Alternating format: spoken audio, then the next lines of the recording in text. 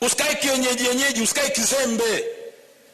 Hata wewe umekaa eti kwa sababu ni msichana una kazi tu asubuhi umejichubua, mwanamke kupendeza mwaya umekaa tu kwenye kochi kupendeza. Unaangalia jasho limetoka unaoga, unarudi tena. Mwanamke kujipamba mwaya unarudi umekaa tena ngii, unakaa umebadilisha na kucha umegeuza. Unasema mwanamke kujipamba mwaya umekaa. Wewe mwenzangu mkaka umebadilisha maana una t-shirt yako na kijinsi kako. Hauna chochote cha kufanya, umetoka nje, umetandika perfume, umeangalia. Angalia kuna Chanel hapo. Mwanangu huyu jamaa kiboko huyu. Unaangalia, unarudi ndani unagonga usingizi.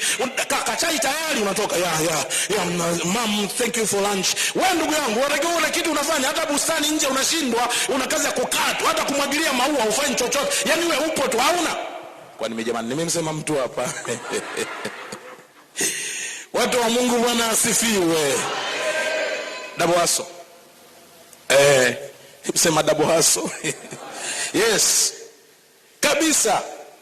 Lazima uwe na kitu. Na mimi nataka nikwambie watu hawajui kwenye maisha haya kuna kitu chochote ukikifanya vizuri kinakupa hela. Yaani hata kama hakina hela, mimi nilikuwa nashangaa nilienda kununua maua ya kupanda pale nje kwenye vikopo, ananiambia 15,000. Wewe kikopo hiki si 500 tu, lazima ndio ili uwe 15,000. Alo. Hiki basi nipe basi 7,700. Kikopo kile kiukweli kabisa umepigwa sana kile kikopo 1,500 wewe 2,000. Sasa kalikuza huwa kwa nani? Yaani biashara tayari. Wewe umekaa tu unasema mimi nimaliza degree lakini dunia ngumu, serikali haieleweki. Yaani ndugu yangu pambana mwenyewe kwa nafasi yako. Unanielewa? Mimi kuna binti mmoja amemaliza hapa chuo, anatengeneza juisi. Anatengeneza juisi tofauti hapa. Siku akaja hapa, mchungaji mimi nafanya biashara ya juisi na nini? Hapa unafanya biashara ya juisi. Juisi za nini tena? Hivi na hivi na hivi. Ndugu yangu, unatengeneza vizuri usituletee matumbo hapa. Hamna, onja na flavor 4.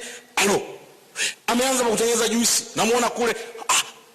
Ukitaka kuinuliwa, ondoa hicho kitu aibu na ukata tamaa. Pita tuambie. Mimi alivyoniambia, nikaambia na wenzangu wanaopenda juisi wapo, nikamwambia niletee. Tulivyoonja pale tukaweka pale nyumbani, wakaja wageni kututembelea, tukawamiminia juisi. Sasa mama mchungaji, hii juisi kiboko. Huko ulikopata kwa kweli, yani mama mchungaji ututengenezee. Wanadhani ametengeneza mama mchungaji, kumbe kuna mtu huko tayari. Nikasema yupo mtu, shikeni namba yake. Yule dada wote anaishi kwa juisi.